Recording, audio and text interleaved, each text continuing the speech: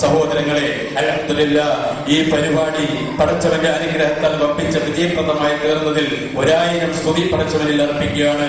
അൽഹംദുലില്ലാഹി അലാ കുല്ലി ഹാൽ. എനിക്ക് ശേഷം സംസാരിക്കുവാൻ, ആധികാരികമായ വിഷയങ്ങളെ കുറിച്ച് പ്രതിപാദിക്കുവാൻ ശ്രേഷ്ഠരായ പണ്ഡിതന്മാർ ഇവിടെ ഉള്ളതുകൊണ്ട് ഞാൻ എന്റെ വാക്കുകൾ ചുരുക്കുകയാണ്. ഇതോടൊപ്പം മറ്റൊരു ദുആ കൊണ്ടുള്ളതായ വസിയത്ത് അറിയിച്ചിട്ടുണ്ട്. ഹിഫ്ളിൽ പഠിച്ചുകൊണ്ടിരുന്ന ഒരു വിദ്യാർത്ഥി, ഈരാറ്റുപേട്ട സ്വദേശി തലപ്പള്ളിയിൽ മുഹമ്മദ് അമീൻ എന്ന് പറയുന്ന ഒരു പയ്യൻ ഇന്ന് യാദൃശ്ചികമായി എരുമേലി ദാറുൽ ഫത്ഹിൽ പഠിച്ചുകൊണ്ടിരുന്ന, മദ്രസയിൽ പഠിച്ചുകൊണ്ടിരുന്ന വിദ്യാർത്ഥിയാണ്. അദ്ദേഹത്തിന് വേണ്ടി ദുആ ചെയ്യണമെന്ന് പ്രത്യേകം ഉത്തരവാദിത്തപ്പെട്ട വസിയത്ത് ചെയ്തിരിക്കുകയാണ്. റഹ്മാനായ റബ്ബേ, അദ്ദേഹത്തിന്റെ ആഖിറത്തിന്റേതായ ജീവിതം നീ സന്തോഷത്തിലും എളുപ്പത്തിലും ഒരു ഹാഫിന് കിട്ടുന്നതായ എല്ലാ പദവികളോടുകൂടും നീ നൽകുകയും ചെയ്യണേ തമ്പുരാനെ. ആ ഹാഫിദായ പയ്യനിലൂടെ അവരുടെ മാതാപിതാക്കൾക്കും ദുനിയാവിലും ആഖിറത്തിലും എല്ലാവിധ അനുഗ്രഹങ്ങളും നൽകണമേ പടച്ചവനെ.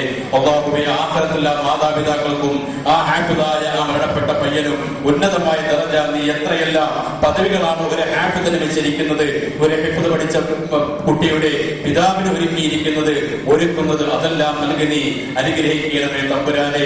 ഞങ്ങളുടെ മക്കളെ സ്വാലിഹായ സന്താനങ്ങളാക്കി നീ വളർത്തുവാനുള്ള സൗഭാഗ്യം തന്ന് ദുനിയാവിലും ആഖിറത്തിലും സന്തോഷിക്കുവാനുള്ള അവസരം നൽകണമേ തമ്പുരാനെ. ഇതോടൊപ്പം മറ്റൊരു പ്രധാനപ്പെട്ട വിഷയം കൂടി സദസ്യരെ അറിയിക്കാനുള്ളത്, നമ്മുടെ ഈ ഫൗണ്ടേഷന്റെ കീഴിൽ ഇതാ ഒരു നല്ല ഒരു സഹോദരൻ, നിഷ്കളങ്കനായ ഒരു സഹോദരൻ ഈ വിനീതനോട് ഇന്ന് രാവിലെ ഒരു വിഷയം അറിയിക്കുകയുണ്ടായി. അതുകൂടി അറിയിക്കുകയാണ്. നിർധനരായ 2 വിദ്യാർത്ഥികളെ ഹാഫിദും ആലിമുമാക്കാൻ അവർക്ക് വേണ്ട എല്ലാ ചിലവുകളും ആദ്യം മുതൽ അവസാനം വരെ നിർവഹിച്ച് പരിപൂർണമായിട്ട് ആ 2 മുത്തഅല്ലിമീങ്ങൾക്ക് വേണ്ടി അവർ അവരുടേതായ ഉത്തരവാദിത്വം ഏറ്റെടുക്കുന്നതാണ്.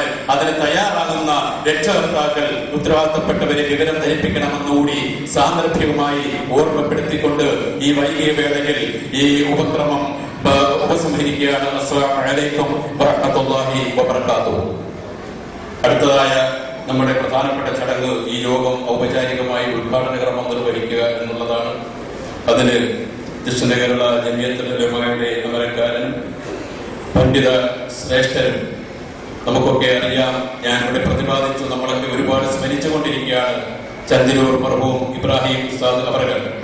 ആ മഹാനുഭാവനായ ഉസ്താദിന്റെ ഉസ്താദാണ് ഈ ഇരിക്കുന്ന മഹാനുഭാവൻ എന്നുകൂടി സാന്ദർഭികമായി അറിയിക്കുകയാണ്. നമ്മളിവിടെ കൊതിയോടെ ആശയോടുകൂടി സ്മരിക്കുന്ന നമ്മുടെ പ്രിയപ്പെട്ട മഹാനുഭാവനായ ഉസ്താദിനെ ഈ ലോകത്തിന് ദീനി സേവന രംഗത്തേക്ക് അർപ്പിക്കുവാൻ ഭാഗ്യം കിട്ടിയ ഒരു മഹാനുഭാവനാണ് ഇരിക്കുന്നത്. ആ മഹാനുഭാവൻ ഈ യോഗം ഉദ്ഘാടന കർമ്മം നിർവഹിക്കാമെന്നേറ്റത് തന്നെ നമ്മുടെ ഭാഗ്യമാണ്. ബഹുമാനപ്പെട്ട ഉസ്താദ് അവരുടെ ആദരപൂർവ്വം ഞാൻ ഈ യോഗം ഉദ്ഘാടന കർമ്മം നിർവഹിക്കുവാനായി ക്ഷണിച്ചുകൊള്ളുകയാണ്. അൽഹംദുലില്ലാഹ് വകഫാ വസ്സലാമു അലാ ഇബാദിഹിൽ മുസ്തഫാ. അമ്മാ ബഅദ്. ഫഖദ് ഖാല അല്ലാഹു സുബ്ഹാനഹു വതആല ഫീ കിതാബിഹിൽ അസീസ് ഇന്ന ഹാദൽ ഖുർആന യഹ്ദീ ലില്ലതീ ഹിയ അഖ്വം. സദഖല്ലാഹു മൗലാന അൽ-അലിയ്യുൽ അലീം. وصدق وبلغ رسوله الكريم. ونحن على ذلك من الشاهدين والشاكرين والحمد لله رب العالمين. ബഹുമാനമുള്ള അധ്യക്ഷനായ സ്റ്റേജിലും സദസ്സിലും ഉപവിഷ്ടരായ ഉലമാക്കളെ, ഉമറാക്കളെ, മുത്തഅല്ലിമീങ്ങളെ, പിഞ്ചോമനകളെ, നാം എല്ലാവരെയും അല്ലാഹു സുബ്ഹാനഹു വ തആല അവരുടെ പൊരുത്തം കൊണ്ട് അനുഗ്രഹിച്ച നല്ലവരുടെ സമൂഹത്തിൽ പെരുമാറാകട്ടെ. നമ്മൾ പറയുന്നതും കേൾക്കുന്നതും അല്ലാഹു സുബ്ഹാനഹു വ തആല എല്ലാം കബൂൽ ചെയ്യുമാറാകട്ടെ. നമ്മളുടെ ഈ ഒരുമിച്ച് മുതൽ ആഖിറത്തിലേക്കുള്ള സ്വത്തായ അല്ലാഹു തആല കബൂൽ ചെയ്യുമാറാകട്ടെ. സഹോദരന്മാരെ, സഹോദരിമാരെ, നമ്മൾ കുറേ ആളുകൾ ഒരുമിച്ച് കൂടുമ്പോൾ ഒരുപാട് കാര്യങ്ങളെ സംബന്ധിച്ച് സംസാരിക്കാം. ഓരോ വിഷയം സംസാരിച്ച് കഴിയുമ്പോഴേ അതിന് സമയമുണ്ടാകും. ദീനിൻ്റെ ഏതൊരു കാര്യം എടുത്ത് സംസാരിച്ചാലും അത് മണിക്കൂറുകൾ നീട്ടാനും ദിവസങ്ങൾ നീട്ടാനും തീരുകയില്ല. ഇവിടെ പലതും പറയാറുണ്ട്. പലരും പഠിക്കാറുണ്ട്, പലരും കേൾക്കാറുണ്ട്. പക്ഷേ എല്ലാത്തിനും കൂടി സമയം നമുക്ക് കാണും. ഇവിടെ പ്രധാനമായിട്ട് 2 വിഷയമാണ് ഉള്ളത്. ഞാൻ ചുരുക്കുക. ഇവിടെ എത്തിക്ക് ശേഷം ഒരുപാട് പ്രഗത്ഭരായ വിലമാക്കളും മറാക്കളും എല്ലാം സംസാരിക്കാറുണ്ട്. അവരുടെ സമയം കവർന്നെടുക്കാൻ ഞാൻ വിചാരിക്കുന്നില്ല. ഞാൻ 2 കാര്യം ഓർക്കുന്നത് നിങ്ങൾ ചെറുതായിട്ടൊന്ന് അവതരിപ്പിക്കും. ഒന്ന്, നമ്മുടെ പരിശുദ്ധ ഖുർആൻ. രണ്ടാമത്തേത് നമ്മുടെ ബഹുമാനപ്പെട്ട ഇബ്രാഹിം മൗലവി അവർ. ഈ 2 വിഷയവും അല്പം ഒന്ന് സംസാരിക്കുന്നത് എനിക്ക് ആവശ്യമാണെന്ന് തോന്നുന്നുണ്ട്. അതിലേക്ക് ഞാൻ കിടക്കുകയാണ്. പരിശുദ്ധ ഖുർആൻ നബി സല്ലല്ലാഹു അലൈഹി വസല്ലം തങ്ങൾക്ക് അനേക ആയിരം മുഅ്ജിസാത്തുകളുണ്ടായിരുന്നു. അമാനുഷിക വിഷയങ്ങൾ ആയിരക്കണക്കിന് മുഅ്ജിസാത്തുകൾ ഉണ്ടായിരുന്നു. നബികൾ ഭൂമിയിൽ നിന്ന് ഇങ്ങനെ വെല്ലുകൊണ്ടുവന്ന് സൂര്യൻ കാണിച്ചപ്പോൾ ആകാശത്തിൽ നിലകൊണ്ടിരുന്ന ആ സൂര്യൻ 2ആയി പിളർന്നു. നബികൾ മുഅ്ജിസാത്താണ്. നബികൾ നടന്നു പോകുന്ന വഴിക്ക് കാണുന്ന വൃക്ഷങ്ങൾ നബികൾക്ക് സലാത്ത് ചൊല്ലിയിരുന്നു. നബികളുടെ മുഅ്ജിസാത്താണ്. നബികൾ പോകുന്ന വഴിക്ക് വെയിലുണ്ടായി കഴിഞ്ഞാൽ നബിക്ക് തെളിവുകൾക്ക് തണലിടുന്നു മേഘങ്ങൾ. അത് നബികളുടെ മുഅ്ജിസാത്താണ്. ഒരു വൃക്ഷത്തോട് അവിടുന്ന് പറയുകയാണ് നിങ്ങൾ വരാൻ പറയും. സാധിപര്യന്മാർ കൂടെ ഉണ്ടാകുമ്പോൾ നബികൾക്ക് മലമൂത്ര വിസർജനത്തിന്റെ ആവശ്യമുണ്ടെങ്കിൽ നബികൾ പറയുമായിരുന്നു ആ വൃക്ഷത്തോട് ഇങ്ങോട്ട് വരാൻ പറയാം. അതങ്ങനെ പോയി പറയുന്നതിലേക്ക് തന്നെ ആ വൃക്ഷം ശരിയായി ഭൂമിയിൽ ഇങ്ങനെ കിടന്ന് നബികൾ അടുക്കിലേക്ക് വന്ന് എഴുന്നേറ്റ് നിന്നു. ഇതൊക്കെ നബികളുടെ മുഅ്ജിസാത്താണ്. ഇങ്ങനെ ആയിരക്കണക്കിന് മുഅ്ജിസാത്തുകൾ നബികൾ സ്വല്ലല്ലാഹു അലൈഹി വസല്ലം ഉണ്ടായിരുന്നു. ഇതെല്ലാം ഇതിനേക്കാൾ ഉയർന്ന ഒരു മുഅ്ജിസാത്തുണ്ട്. നമുക്കത് വേണ്ടാത്ത ഒരു സംഗതി. നമുക്ക് വേണ്ടത് നമുക്ക് അത് ഉൾക്കൊള്ളാനും കൊള്ളില്ല, നമുക്ക് പഠിക്കാനും കൊള്ളില്ല, നമുക്ക് പഠിപ്പിക്കാനും കൊള്ളില്ല. അഥവാ നമ്മുടെ പിതാക്കളെ പഠിപ്പിക്കുകയാണെങ്കിൽ അവരുടെ ഭാവി പോകുന്നത് വിശ്വാസം. ജനങ്ങളുടെ ഇത്രയധികം ആയിരക്കണക്കിന് മുഅ്ജിസാത്തുള്ളതിൽ ഏറ്റവും ഉന്നതമായ മുഅ്ജിസാത്തുകളായിരുന്നു. അറബി ലോകത്തെ ഒരു വാള് കൊണ്ടിട്ടോ മറ്റേതെങ്കിലും ഭൗതിക വിഷയം കൊണ്ടിട്ടോ കീഴടക്കിയില്ല. ചില ആൾക്കാർ പറയും തീർച്ചയായിട്ടും വാള് കൊണ്ടിട്ട് പ്രചരിപ്പിച്ച വളരെ സത്യമല്ല. വാള് കൊണ്ട് പ്രചരിക്കുക എന്നത് അവരുടെ വിഷയമേ അല്ല. നമ്മൾ മനസ്സിലാക്കണം, നമ്മളിൽപ്പെട്ട ആരെങ്കിലും ഒരാളെ അടിത്തറ പഠിച്ചു എല്ലാവരും പയറ്റുള്ള അയാൾ മനസ്സിലാക്കി. എന്നാൽ അയാളൊക്കെ ആരുടെയും പിടിച്ച് ജയിക്കണം, ആളാകണം എന്നുള്ള വിചാരമല്ലേ ഉണ്ടാവുള്ളൂ. അരബികളെ സംബന്ധിച്ചിടത്തോളം അവരുടെ ചെറുപ്പം പോലെ കുഞ്ഞുകാലങ്ങൾക്കുള്ള ജോലിയെന്താ അറിയാമോ? യുദ്ധപാഠങ്ങൾ പഠിക്കുക എന്നതാണ്. പഠിക്കാൻ മാത്രമല്ല ആരുടെയെങ്കിലും നേരെ മുമ്പിൽ കയറി ഏറ്റുമുട്ടണം എന്നതും അവരുടെ ലക്ഷ്യമായിരുന്നു. അങ്ങനത്തെ ഒരു വിഭാഗം ആളുകളായിരുന്നു അറബികൾ. അവര് യുദ്ധം എന്ന വസ്തു പേടിയില്ല. യുദ്ധം ഉണ്ടാകുമല്ലോ എന്ന കാര്യത്തിന്റെ യാതൊരു വിധത്തിലുള്ള കീഴ്വണക്കവും അവർക്കുണ്ടായിരുന്നില്ല.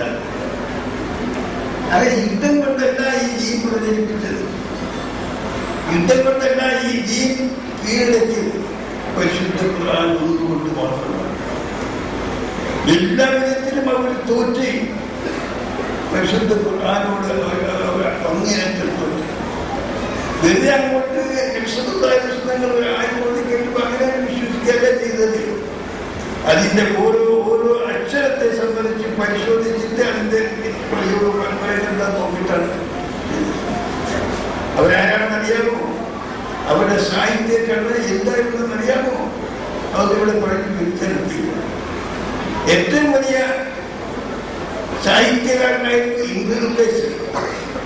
ആ ഇംഗ്ലീഷ് കേസ് ഒരു പദ്യം ഉണ്ടാക്കിയപ്പോൾ അതിന്റെ വാക്കുകളുടെ തെറ്റുകണ്ടപ്പോൾ അത് മാറ്റിവെക്കണം. അങ്ങനെ അനേക സംഭവങ്ങൾ ചരിത്രത്തിലുണ്ട്. അതുപോലെ തന്നെ പരിശുദ്ധ ഖുർആനെ തങ്ങളെ ലോകസമക്ഷത്തേക്ക് അവതരിപ്പിച്ചു കഴിഞ്ഞപ്പോൾ ഓരോരുത്തരും ഓരോ വിഷയങ്ങളെ കൊണ്ട് ഒരു നമ്മൾ വിചാരിച്ചാൽ നമ്മളും ഇതുപോലേക്ക് പറയുന്നു. നമ്മൾ വിചാരിച്ചാൽ നമ്മളും ഇതുപോലെ പറയുന്നുവെന്ന് അറബികൾ പറഞ്ഞു, ഖുറൈശികൾ പറഞ്ഞു. അന്നത്തെ ഏറ്റവും വലിയ സാഹിത്യ കുടുംബത്തിൽപ്പെട്ടവരാണ് ഖുറൈശികൾ. അറബി ഭാഷയിൽ ഉന്നത പദവി അലങ്കരിക്കുന്ന ഒരു ഗോത്രക്കാരാണ് ഖുറൈശികൾ. ആ ഖുറൈശികളുടെ ഭാഷയിൽ തന്നെയാണ് പരിശുദ്ധ ഖുർആൻ ആദ്യമായി ഇറങ്ങിയത്. അത് ഇവിടെ ഇപ്പോൾ പറയുന്നത് സമയമില്ലാത്തതുകൊണ്ട് ഞാനതിലേക്ക് കടക്കുന്നില്ല. ആ അറബികൾ ഏതെല്ലാം പ്രയോഗങ്ങൾ പ്രയോഗിക്കുന്നു അത് മുഴുവനും അക്ഷരമാണ് നോക്കുന്നത്. ഈ അക്ഷരം മറ്റേ അക്ഷരമായിട്ട് യോജിപ്പെട്ടതെന്ന് കാര്യങ്ങൾ ചെയ്താമെന്ന് പറയുമ്പോൾ ആയും ചാരും കാവും ഇതെല്ലാം തമ്മിൽ യോജിപ്പെട്ടതോ എന്ന് നോക്കൂ. യോജിപ്പില്ലെങ്കിൽ അത് വലിച്ചെറിയും. ഒരു കവി പറഞ്ഞു,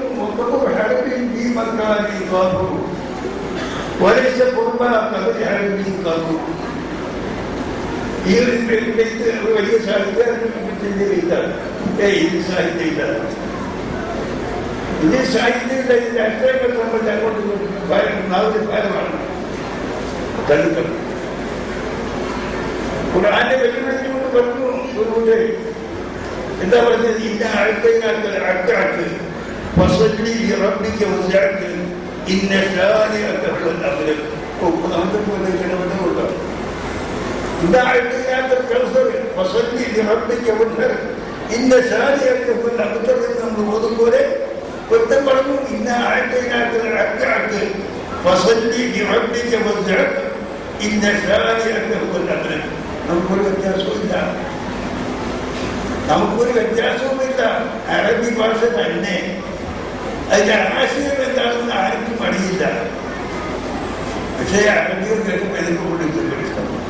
പരിശുദ്ധ ഖുർആനിന്റെ അടുത്തേക്ക് കൊണ്ടുപോകാൻ പറ്റാത്ത വസ്തുവാണ്.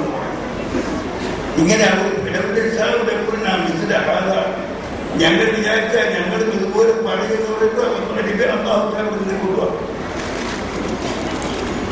എന്നെ നിങ്ങൾ കൊണ്ടുവരി. അത് സാധിക്കാൻ ഒരു പണി ഒരു 10 സൂറത്ത് നിങ്ങൾ കൊണ്ടുവരുമ്പോഴത്തെ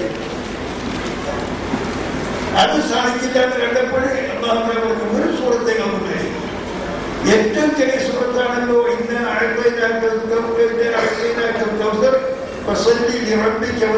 എന്നത് ഖുർആനിലുള്ള സൂറത്തിൽ ഏറ്റവും ചെറിയ സൂറത്താണ്. ഇതുപോലത്തെ ഒരു സൂറത്തുകൾ കൊണ്ടുവരും. അത് സാധിക്കില്ല എന്ന് കണ്ടപ്പോൾ അതുപോലത്തെ ഒരു ഹദീസ് കൊണ്ടുവരും. സാധിച്ചില്ല.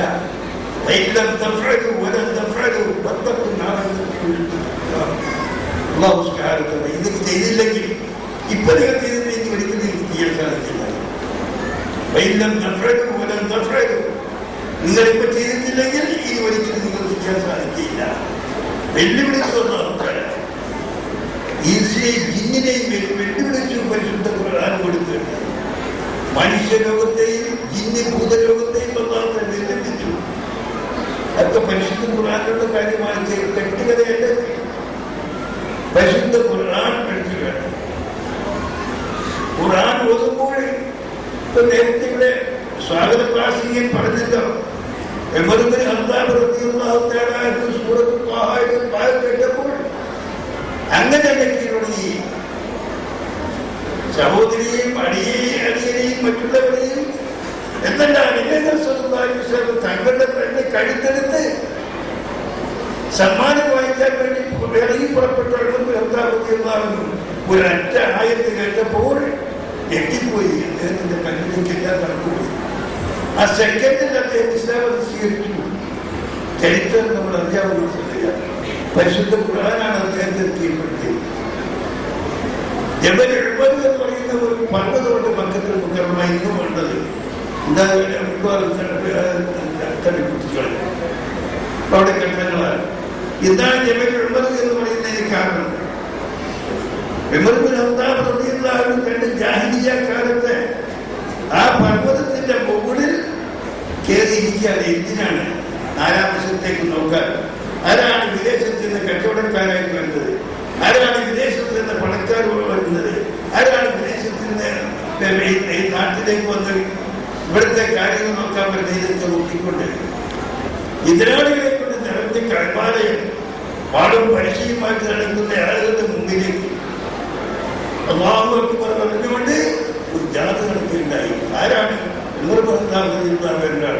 ഏതെങ്കിലും ഉമർ ഇബ്നു ഖത്താബ് റളിയല്ലാഹു ജനങ്ങളുടെ കഴുത്തെടുക്കാൻ കെട്ടിട്ട് മാമായുടെ കൊത്തുവെച്ച് 100 കുതിര ഒട്ടകത്തെ മേടിക്കാൻ വേണ്ടി ഇറങ്ങി പുറപ്പെട്ടു. ഉമർ ഇബ്നു ഖത്താബ് റളിയല്ലാഹു അദ്ദേഹം എല്ലാവരെയും കൂടി വെല്ലുവിളിച്ചുകൊണ്ട് ഇവരെല്ലാവരെയും കൂടി വെല്ലുവിളിച്ചുകൊണ്ട് ഇസ്ലാമിന്റെ ഭാഗത്തേക്ക് വന്നിരിക്കുകയാണ്.